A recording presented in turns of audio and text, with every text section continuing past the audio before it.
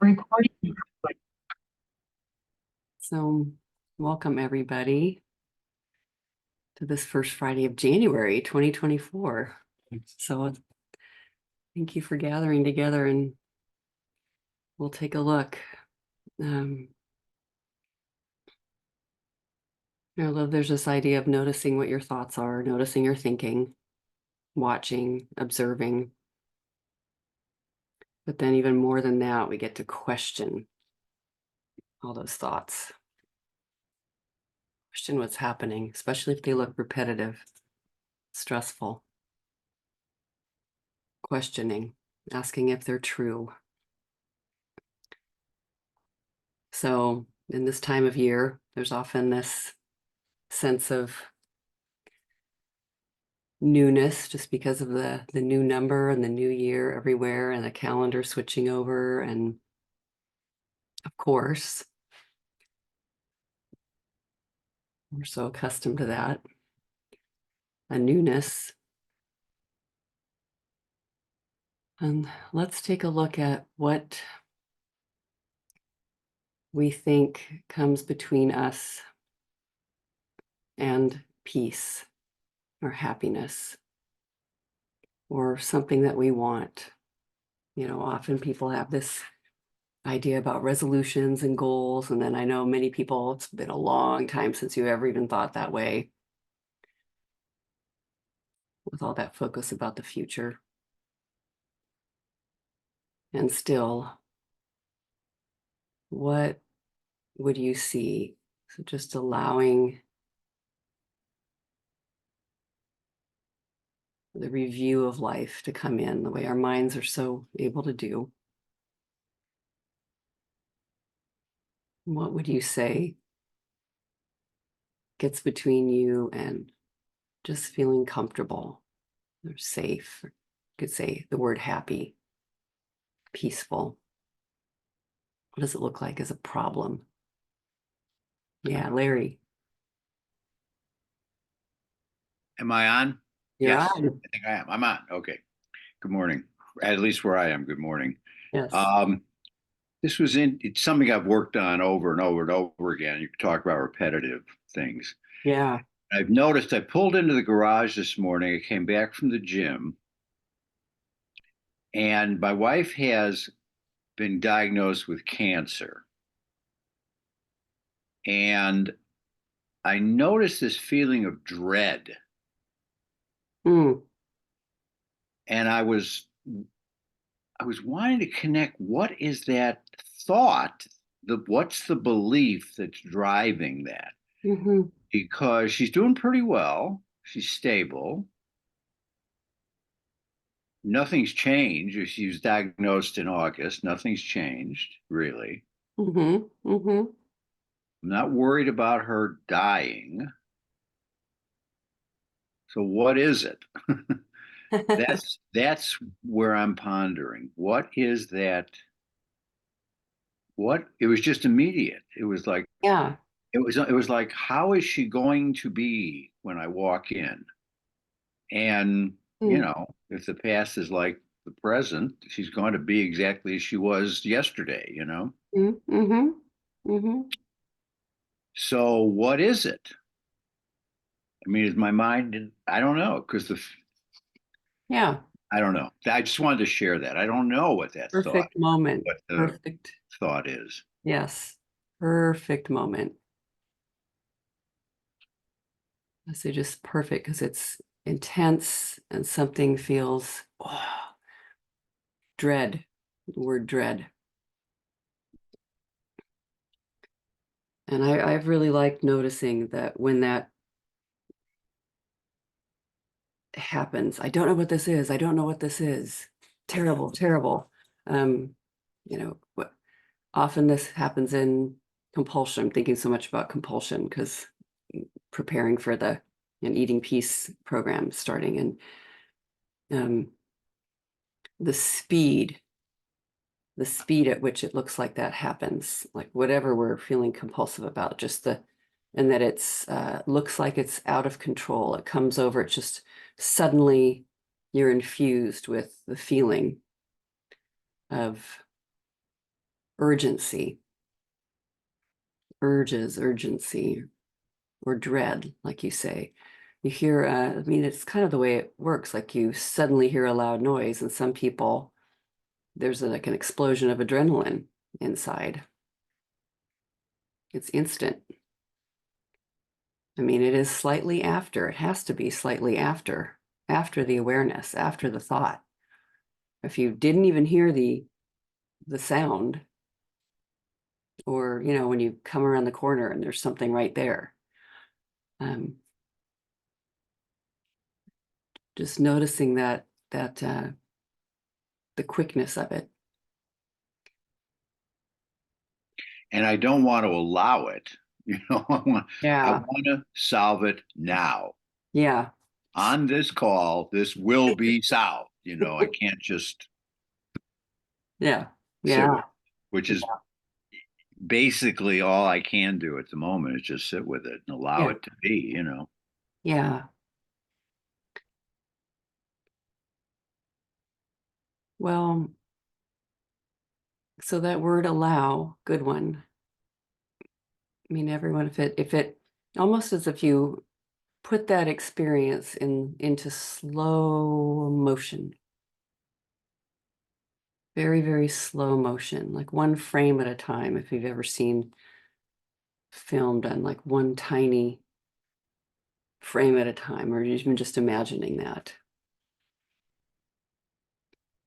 Just watching, there's a before this perception comes in, and then the physical response or the feeling in the body.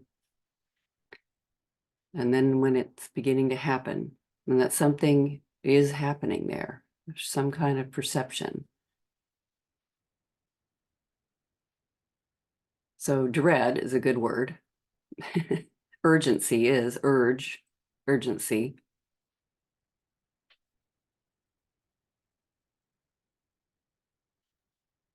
Because it looks like the nature of, speed, like run, duck, get out of here.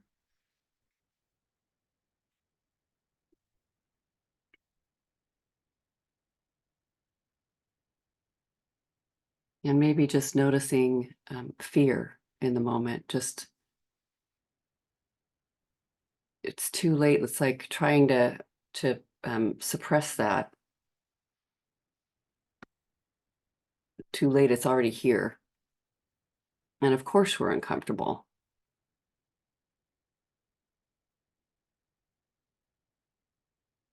Maybe even hooked up to be uncomfortable in that moment.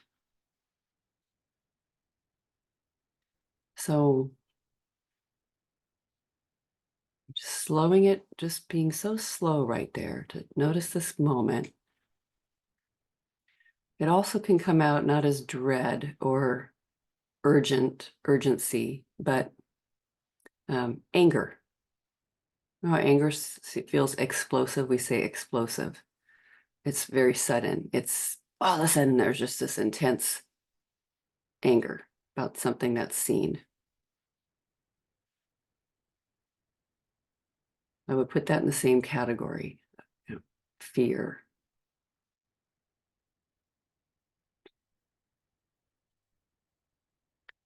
So I think just noticing, okay, so that's what's come up with this question. What comes between me and peace? Experience of feeling peace. All right, this perception of something's happening that I don't like, or that there's fear is present.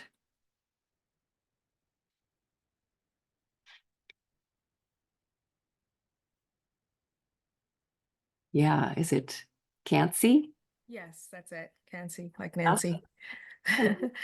Thanks for having me. First time Yeah. on here. Oh, great. Welcome. Thank you. Yeah. Nice to see so many people as well. Yeah.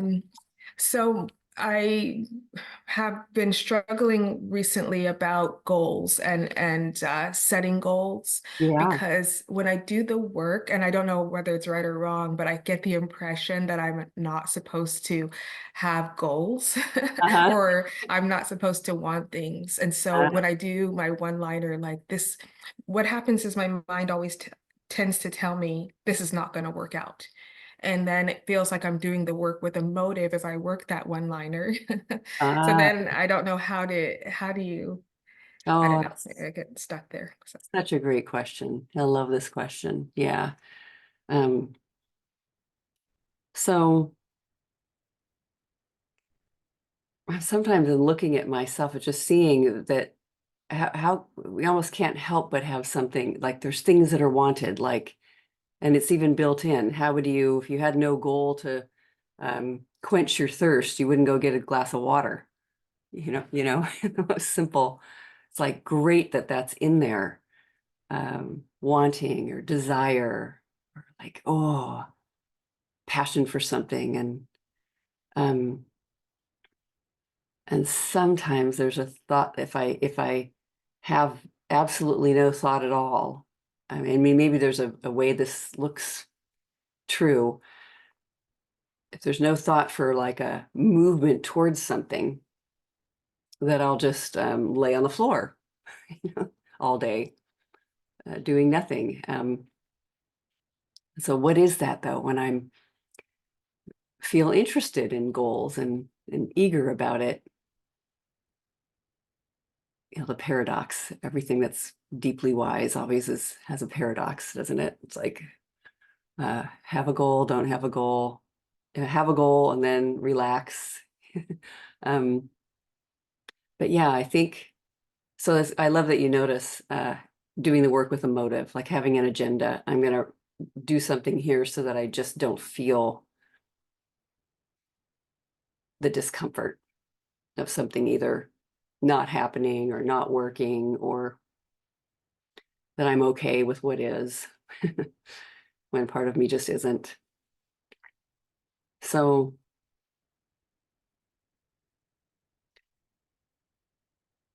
I think having the fun of uh, just noticing the dream that looks like what seems would be like pleasant, easy, calm, exciting, joyful, loving, abundant.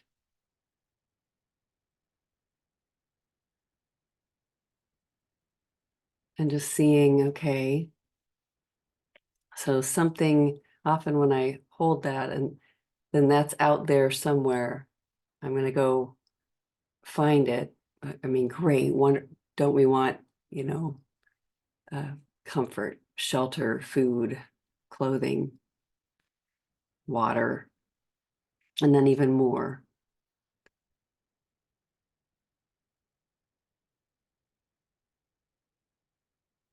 And at the same time, just kind of watching and seeing, so what is happening here when I see all that? Is there the speed of thought? Amazing. I heard last year this incredible statistic. I have no idea how it was measured or who did it, but and I might have shared it here before, but that like the fastest computer at the time, so only a year ago, was 400 times slower than the human brain for assessing, taking in data and making a conclusion, like drawing in and going like, this is what is. So no wonder this is so fast. See, hear, taste, touch, smell, look at all of it. Look at the past and what I've seen and see other people and what they're doing. And that looks good over there. So if it's just all right and fun to have like that desire. And I love noticing that some desires can appear and emphasize that you don't have it right now.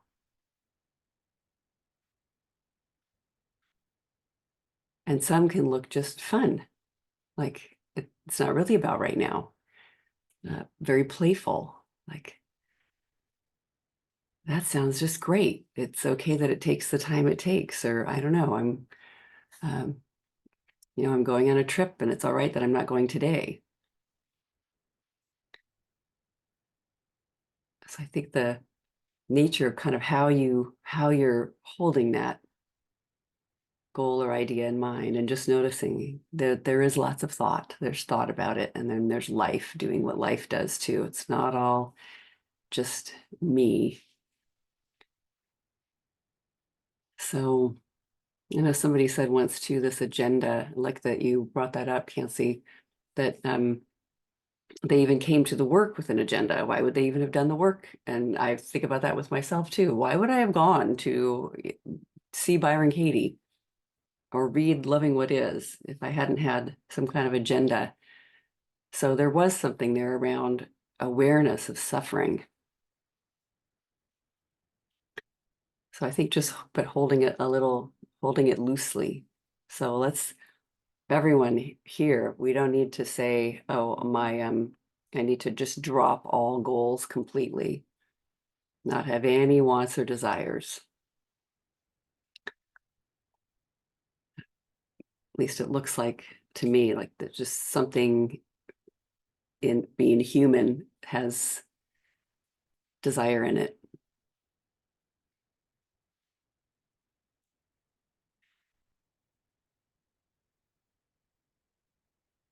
Thank you. Yeah, yeah. So let's see what is that? So if we have something we think, oh, that looks really good. That is really, I would just like that peaceful, content, excited, joyful experience over there. Or I'd like that kind of condition. What's happening here that you think is coming between you and that peace, or that joyful condition? And just see what comes to mind. Just let even if it sounds crazy or silly or childish. All right. Yes, you could totally share in the chat. So CL says, I'm blocked by my feelings of inferiority that come.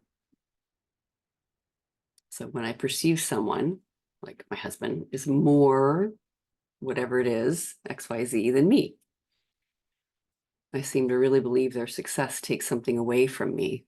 Ah, yes.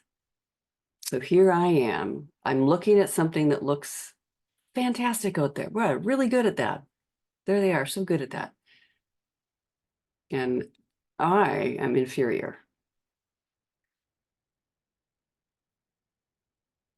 It means I'm inferior.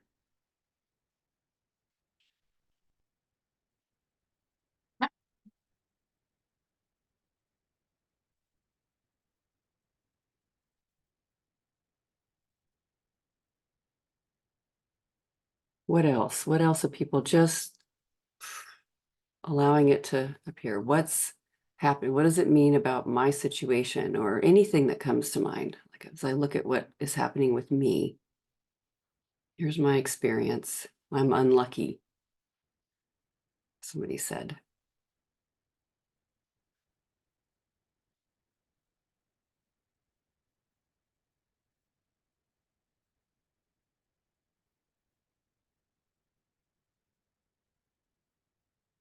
And I like that Claire said it's my feelings, my feelings of inferiority. So feelings, not good to have these. Okay, Odette says, spending a month with my mom brings a lot of thoughts and feelings of sadness, self-pity. I need to do so much healing work. It will take so much time. Oh, that's great to identify, because that looks like this, yeah, this long project. So right now, we're just at the beginning or underway. This big long thing is underway, and all that time doesn't look it doesn't look easy. Doesn't look fun. Yeah, Larry. This weird question came to me. What does Carol's cancer have to do with me? Ah, And I well, thought of that because I thought of it like an entree into what's really troubling, you know, yeah, yeah, because our lives have not changed all that much uh-huh, in reality. yeah, There's been a diagnosis and there's more time spent with doctors, mm-hmm. but our lives haven't changed that much in reality. So what does this have to do with me? Great question. And there's a part of me that thinks I'm like embarrassed Hmm. by Carol's cancer because I have these images of, you know, we go out and people will see Carol as a little frail or weak or can't stand as long. And what does that say about me? It's weird. It's like it says something about me. And Yeah, it sounds yeah, cold to ask the question, what does that have to do with me? Sounds like mm-hmm. screw you, Carol. That's Yeah, not at all where I'm at. It's more my own. It's so puzzling. My dread is so puzzling. So I'm just churning things up here. yeah, yeah, yeah. Well, I wouldn't, shy away from it's sort of you said I'm not afraid of her dying or myself dying or um and yet what does cancer mean? Terminal. I mean, it's like it often that's what it means. It's sort of like an end of life phase. So, yeah, what would I have if it was gone? I mean, I would love, just answer that question for yourself. What does that have to do with me? What would that give me if this was gone? Bonnie says, what if I fail at my big dreams? So, yeah, I don't have the dream here right now in this moment. But if I begin to move towards it, I can imagine failure happening around it in the future. I have these dreams and I can imagine never getting them. That's that's powerful too. Just watching, I'm looking at what will at just never achieving them or failing at them. This thing called failing and how I might be heartbroken about that. And Marcia says, what gets in the way of my happiness? Expectations. When I expect people to show up a certain way and they don't. Good one. And Moira, I feel the huge desire to have a healthy hips so I can walk easily again, and it seems blocked. I imagine it never happening. And this shouldn't be happening, and I'm too young.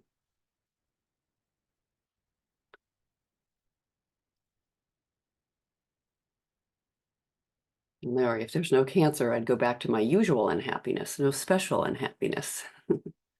Yeah, that's interesting. Like sort of status quo. At least I'm understand what's going on in a certain way. I can manage it or something. Maybe not so out of control. Okay. Well, so, identifying something that happens, and often that this will, like something that comes between me and that, like a goal or being where I wish I would be. And the answer is often something around the self, this looking at stuff like my feelings, my reactivity.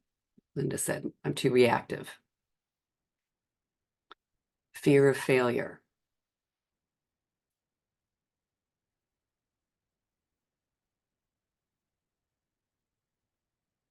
I can't do something. I can't do what I want to do. This isn't good. Like walk easily. So that condition's in my way of happiness or peace. And thoughts. People, you could get sort of general and say, my thoughts are in my way.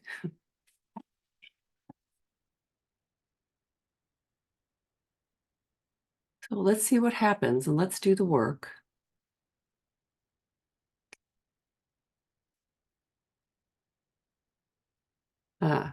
Sharon says guilt. I bet that's what you mean. Being blamed for someone else's unhappiness. You can't say unkind people. Unkind people.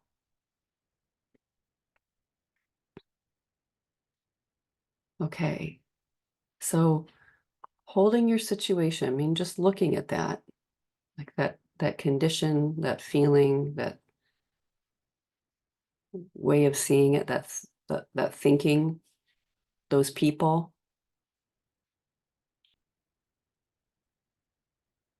Like, that gets in the way of my peace, my dreams, and my happiness. Is that true?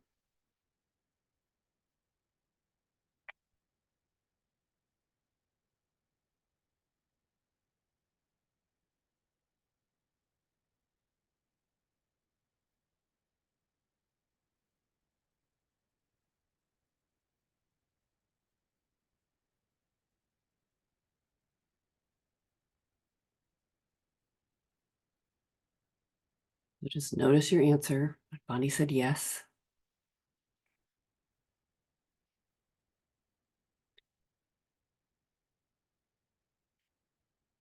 And you absolutely know that that's true. That condition, those unkind people, guilt, feelings of being small, inferior, that story.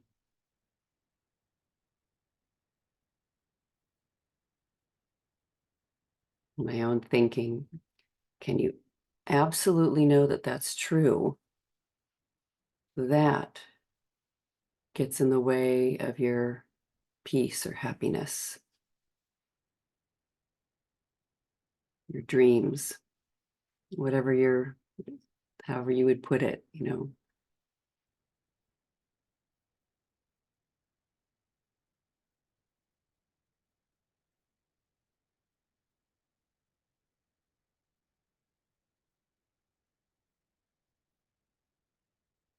You absolutely know it's true. That's what's in the way. Powerful question.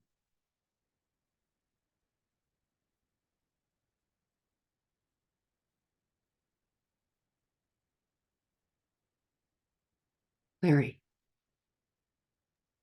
I just had to say, in the chat, I put, cancer is in the way of my unhappiness. Not true. I've always been mildly unhappy. And then I realized I meant to write happiness. Cancer, but that is such an interesting, quote Yeah. unquote, Freudian slip. Cancer, that's exactly right, actually. Cancer is in the way of my normal unhappiness. Without cancer, I always felt like, what the hell's the point of life? This is ridiculous. I could just go back to that. I was You even know, thinking maybe it really is in the way of your unhappiness. unhappiness. Exactly. I just wanted to share that because it was like, Yeah. wow. Yeah. So thank you for calling on me. It's awesome. Yeah.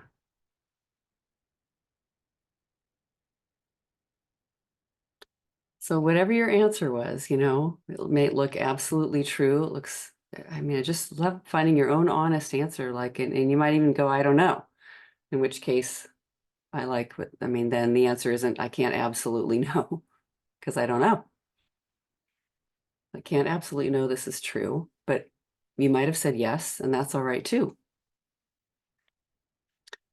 What happens when you think it? This is getting in the way of my dreams, goals, what I want for 2024. happiness, abundance. This is getting in the way of that. How do you react when you think that thought?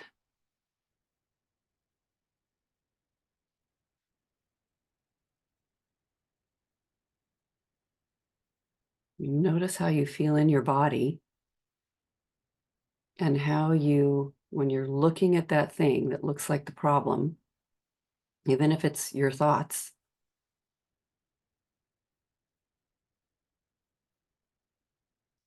what happens? Do you get to make a plan for deleting that, eliminating that?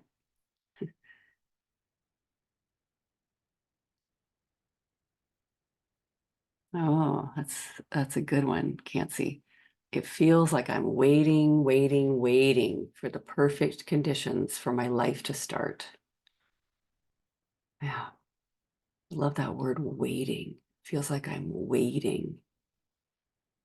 Totally get that. And Myra, I feel abandoned, punished, played with. Catholic upbringing. God is punishing me. Yeah, there's something about life is um, masochistic or sadistic. Cat and mouse, right?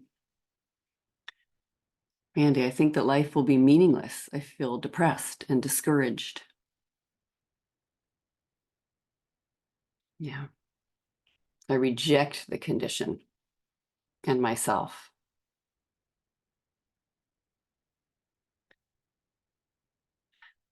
And Bonnie says, I feel incredibly sad that I've spent so many years being afraid. And Myra, despondent, a victim.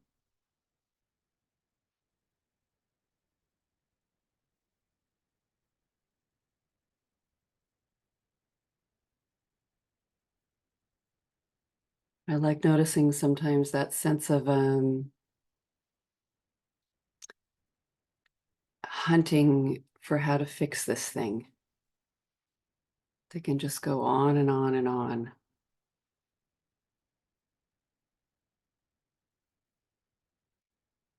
Linda, I feel resentful that I now have to do all these self-care things to get my peace back. That's, yes. There's like a whole long list.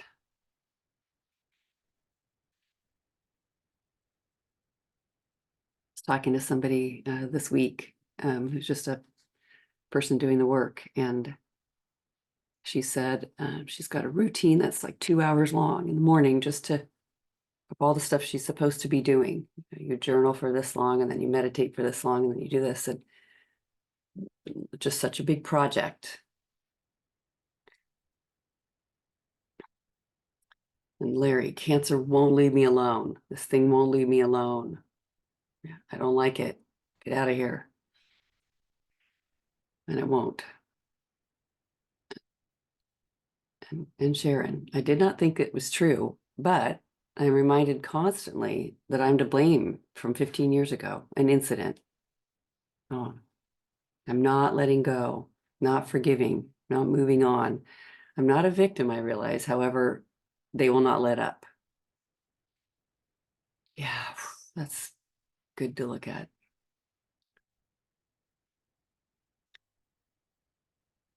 Can't see. I'm resentful of those who seem to have it figured out. Good one. And Myra, yes, I jump to what is wrong? How do I fix it? I have to do something. I heard another person in a group recently say, I just need to get disciplined. I just need to really I just need to be a disciplined trailing off, ...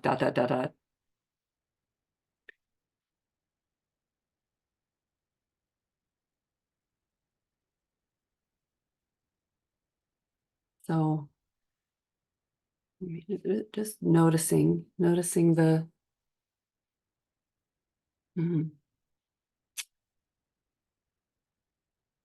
the ideas, the pictures, the images that come in about what will happen if this does not change. And what will happen if it does? Oh, so much better if it doesn't change. More of the same, even worse, perhaps. And Megan, my story that I should have gone to bed earlier gets in the way of my peace. That's such a good one. God, so simple. Not unlike any of these others, though. That something looks chronic and dangerous, and that has to be somehow undone or unraveled or resolved or fixed. Okay, just noticing the pain of all of this.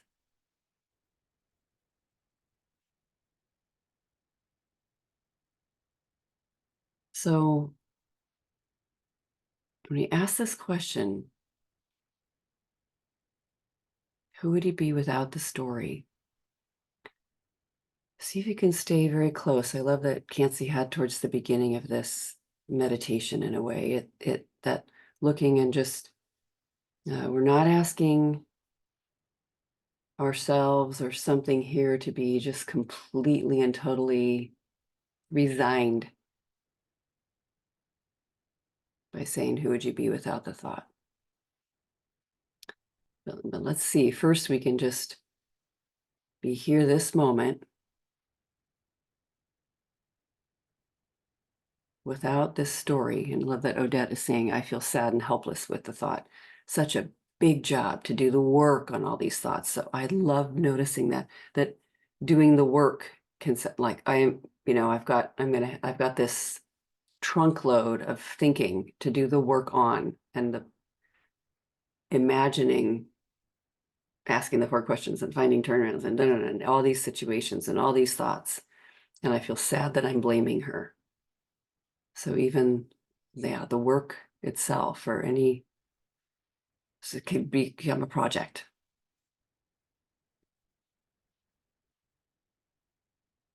Okay, so when we're asking, who are you without the story? It includes that one, that this is such a big job. I mean, just notice it's a thought. This will take so long. Just right now, for the moment, who am I without the story that this thing that I'm staring at, looking at, holding tightly, of just sitting with, that guilt, those unkind people, that fear of failure, fear of inferiority, that condition. That's what's in the way. Who would you be without that story? I mean, notice how sometimes you're not thinking that.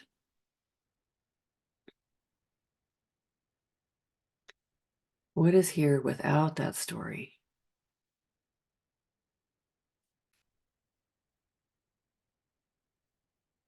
It's all right that thought is there sometimes. Who would I be without that thought?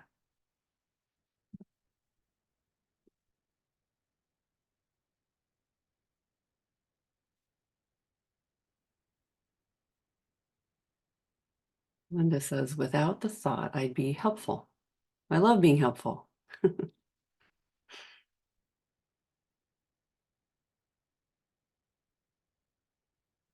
Of being in that don't know, I don't know. I don't know. Don't know mind, as they say, right? I don't know.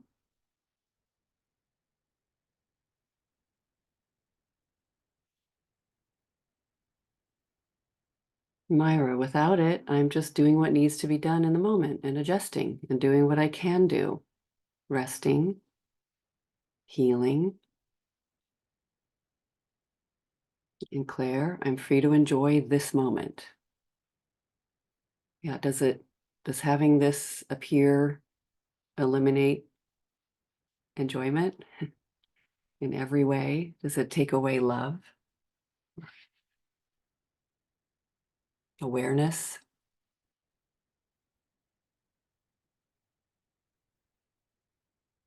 What if this didn't come between me and peace? What if there's something present here, no matter what I'm thinking, even when I get really worked up and upset, that is peaceful all the time? No debt. I can be in the moment. I can just be happy. I have all I need and all I want. I can love my mom. I'm relieved. Isn't that sweet? Free. Yeah, there she is being herself. Here I am being myself, being, I don't know, relief, the relief of, I don't know. Can't see. I can observe life and adjust where needed without the longing and pain and fear of rejection, without attachment. It's a good way to put it.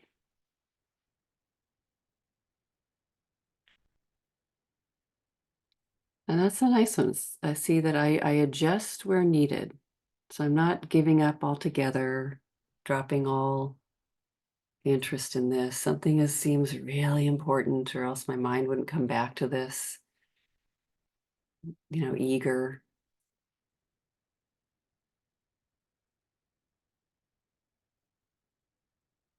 Being here right now is okay. Right now is okay. Myra, I've been practicing surrendering, as per Eckhart Tolle, which is this question in practice, I think. It takes the pressure off me fixing anything. And I love that it never means, if you ever, like, what if I don't ever fix this, or I can't actually fix it, or I don't know. I just notice sometimes still this one day, go ahead and do something, or a movement happens towards things that look like they'll fix this thing. Other people might have tried it. So it's an active, it's like activity. And Linda, instead of reacting to his angry face, I can give him my loving face. Yeah, that's sweet. Claire, what if I can feel inferior and that isn't bad? I love that. Right? It's just a thought. Very normal human thought. Very, very normal. That's how mind works. It would compare. We don't want to stop comparison. It's like, it's the way so much is measured in the mind. Like, we're simple, kind of ones and zeros, X's and zeros. And what if, oh, in this situation, I'm inferior? That's not bad.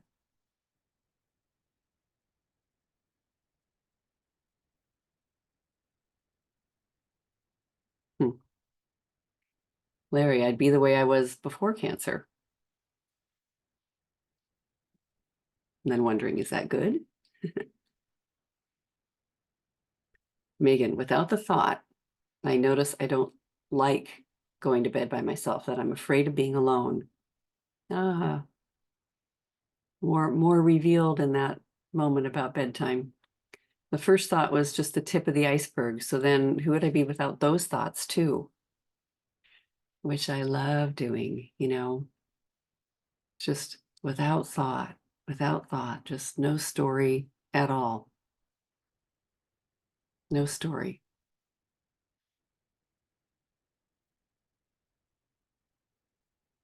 Moira, yes. What if my condition actually isn't that bad and doesn't need fixing?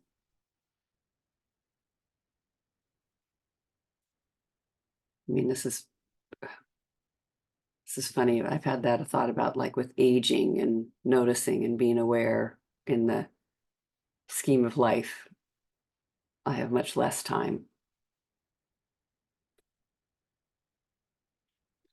than I once did in the linear framework of time. And I can so find, what if that's not bad and doesn't need fixing? That's going to happen anyway. You know, with all the body will be done, but I don't have to be upset about it.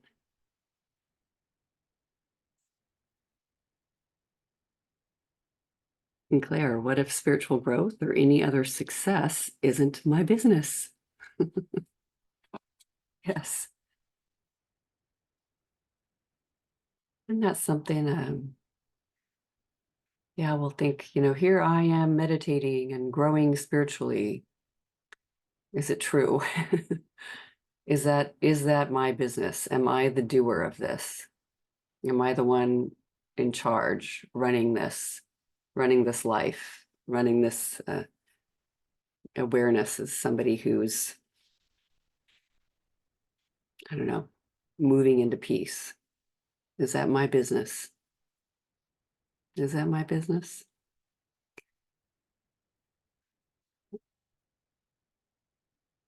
And Sharon, but what if it's not your story? It's someone else's story and they remind you daily. So that's good. It's still seeing there they are, being themselves, doing what they do, talking about their, however they're seeing it, which is very powerful. This is a good one. And I like that you say, I don't see it the way they do. I've acknowledged and I apologize for my part and compassion and kindness I have for this person. However, life goes on and on. I don't want to stay in this mental confusion with this person. Even when I do give and give the love, it's not received. So I could detach completely and have no contact. They're not ready. I'm not ready. Yeah, I just like noticing that it'll be going into like, I need to do something. I need to, we have no contact, make a plan.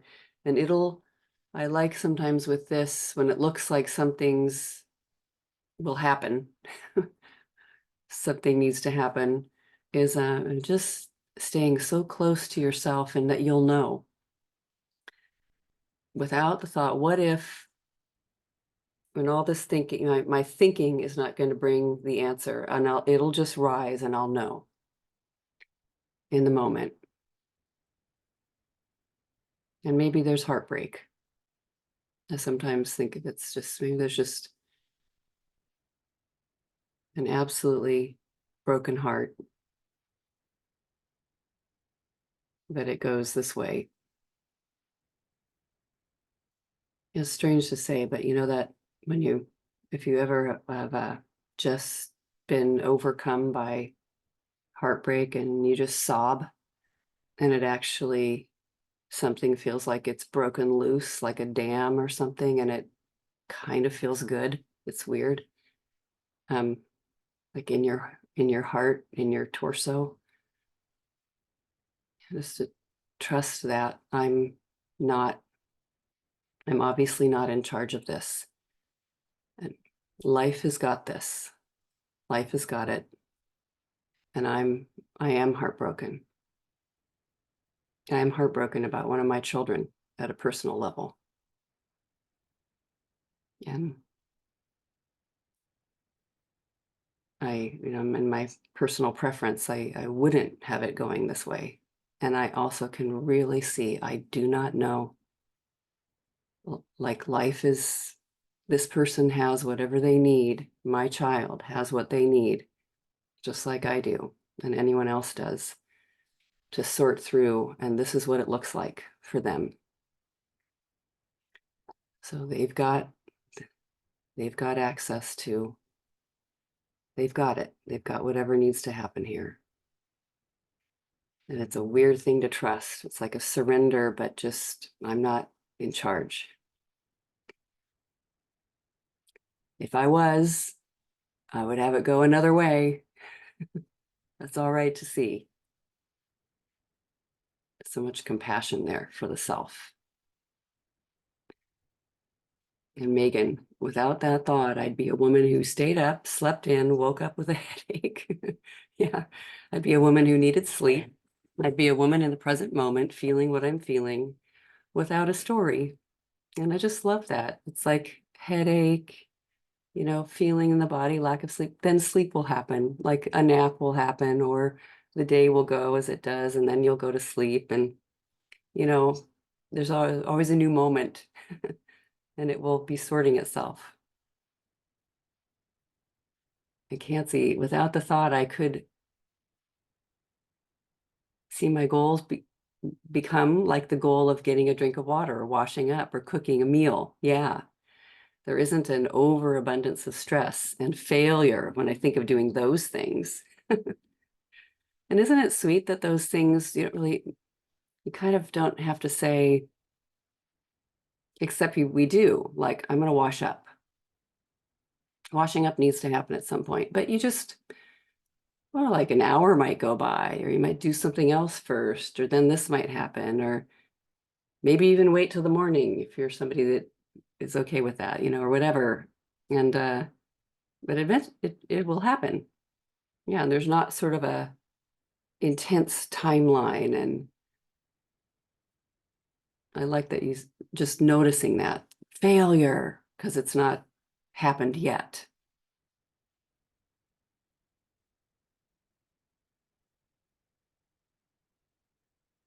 Just powerful to hold that. I love that you see that similarity. What if it was just like that? Just light. Just noticing it doesn't really take a thought to go get a glass of water. You just wind up doing it. I mean, maybe there's a certain thought of like, I know where the water is, where the sink is, and where the glasses are, but I just sort of make a movement towards that. That doesn't take a lot of heavy thinking.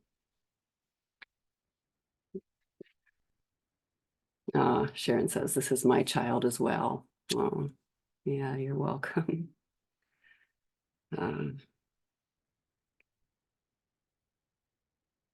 Yeah. So let's turn it around. Let's just look and see what appears in this turnaround. So just holding that open place. Who would I be without the thought, comes between me and my dreams, peace, goals, happiness, happy future. We're just saying, what if it didn't?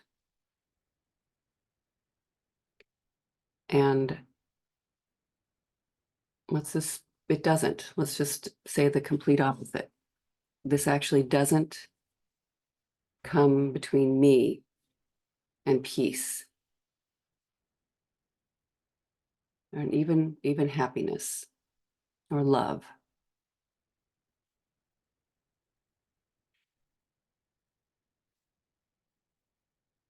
How could that be true? Even the tiniest example. Doesn't necessarily mean to double down and I don't know, apply more energy or effort towards this thing that looks like it's a barrier. It's just, it actually doesn't. You just leave it alone. And it doesn't come between me and peace. Could peace be present? Even with that in it.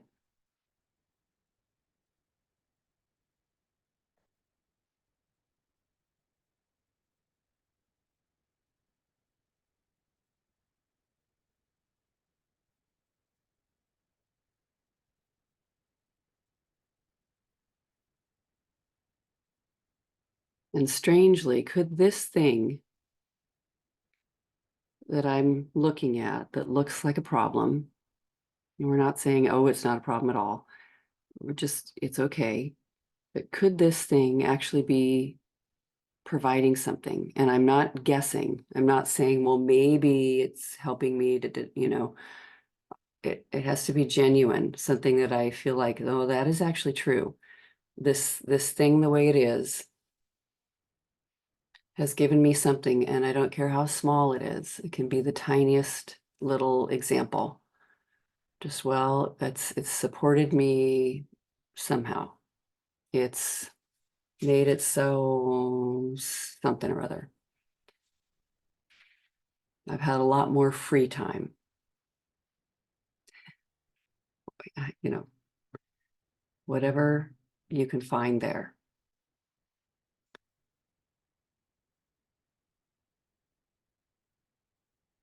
Larry.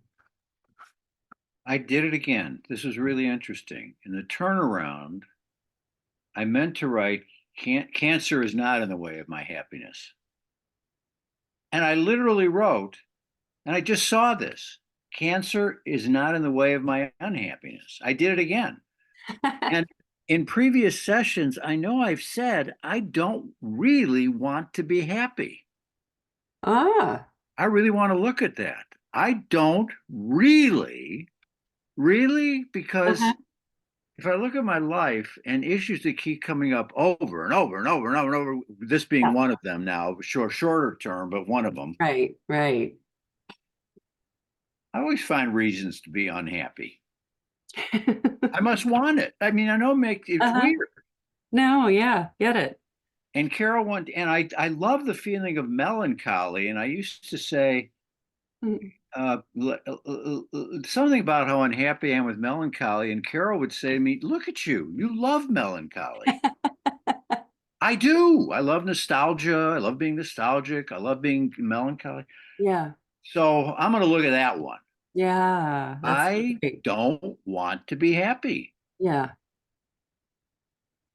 And I love also hold in here, and it's not to be too complicated or anything, but who is the I that's saying I want to be unhappy? And like that, that loves to have a problem in a way. Like, how, I don't know about any of you, but when I was in ninth grade and we learned algebra, I just loved algebra. And I was like, give me the whole book. I would do extra problems because I kind of got it. And um, something about algebra, not so much geometry, but I just loved writing out all the X plus Y and everything, and then calculating it and breaking it down and getting it because I got the answer right. And it was so much fun. And yeah, I remember just you know, doing so many problems in the book and doing extra problems and getting kind of excited about it. But like, it just seems like there's some kind of part of mine that just loves a good problem, you know? And then it starts to get really frustrated if looks like it's unsolvable. But whatever that part is, am I like considering who's the I? Who is the I that's saying, I love that problem. I love figuring this out. I love getting the answer. I love a project. And is that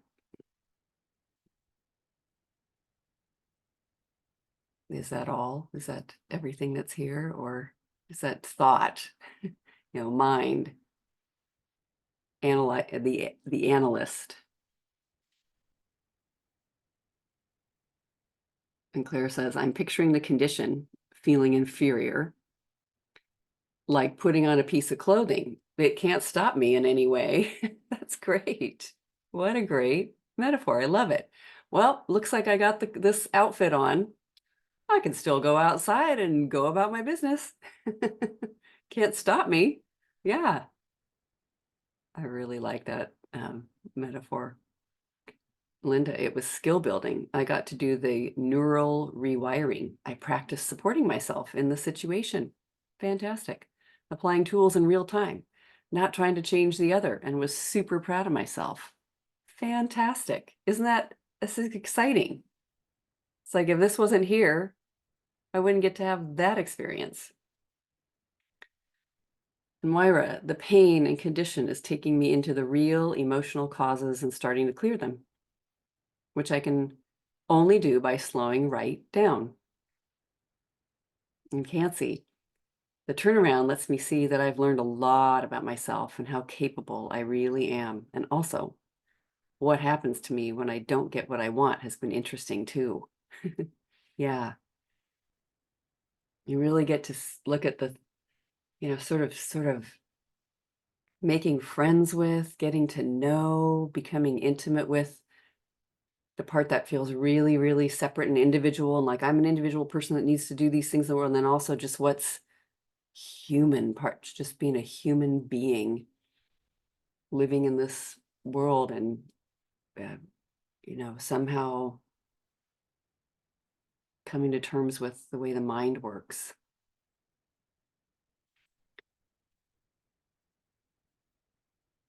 Larry, that's phenomenal analogy, Grace. I do enjoy feeling things out. I already forgot which analogy. The trying on something. No, the algebra. Oh, the And then I algebra. realized there's another Freudian slip. I meant to type figuring things out. This is so. My You're just, wife's uncle is a psychoanalyst. I'm calling him as soon as this call's over. yes, right. Not just one example, but boom, boom, boom. Yeah, that's great. And Odette, these thoughts give me the opportunity to heal more. Yeah.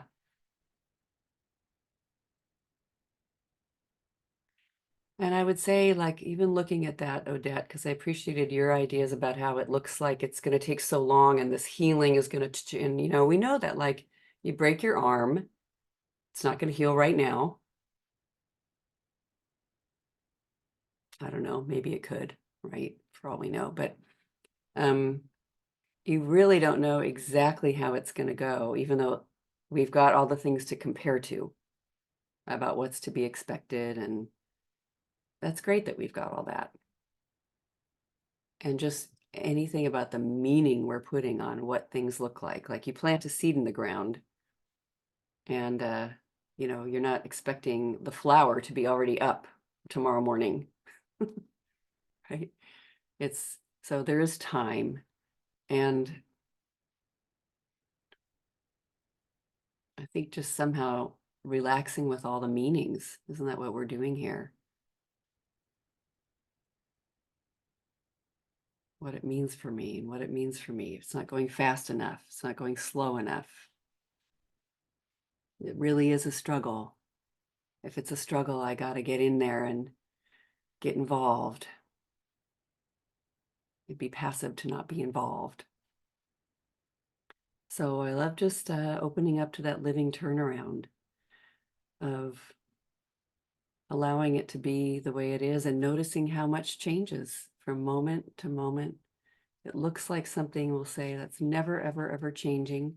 And we don't know, it has changed and it changes moment to moment. Sometimes we're thinking about other things.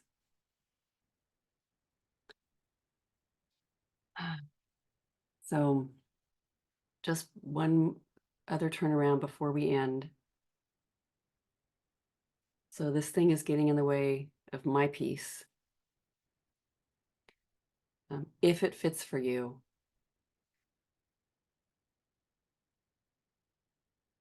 I'm getting in the way of its peace. Or my thinking's getting in the way of the peace for whatever it is that I'm looking at, with that unkind person, or that inferiority complex, or that cancer, that hurt hip. And definitely these are never done with blame or attack or like hitting yourself with a stick. Kiss and not a slap. But just if it could be looking at me. I'm going to do this with people a lot, but it could be looking at me as if, come on, you're the one in my way. And it doesn't mean that it's the truth. But sometimes that's an interesting, the way you're being seen may not be true. Perception. But I could look dangerous, or look like a barrier, or look like something that's, a block to peace for this other thing. And maybe that's good. Maybe and maybe not. Just looking if it fits. So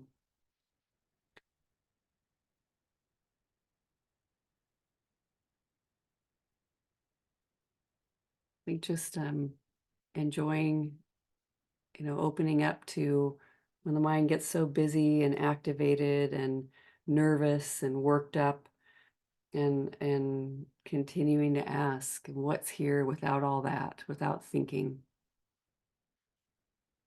And Myra says, yes, I'm trying to fix it without allowing the pain and issue to take as long as it needs. I'm stopping the flow. A great thing to see. Yeah. Just letting it do, trusting that it's got its own